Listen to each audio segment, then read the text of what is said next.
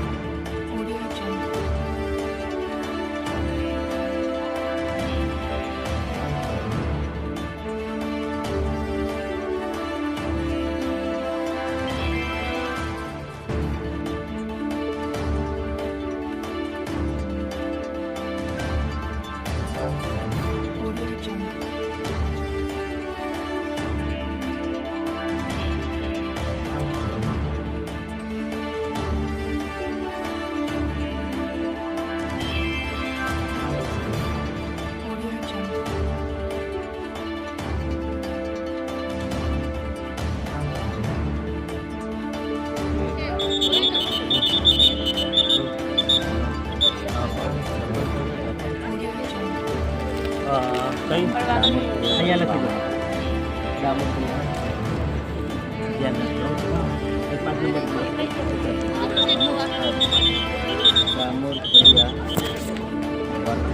બામણા નીચે આજે રમાડવા ડામોર ફળિયા બામણા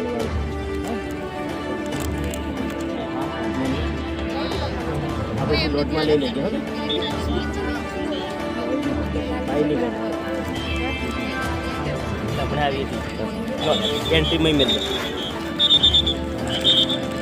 વાડોદર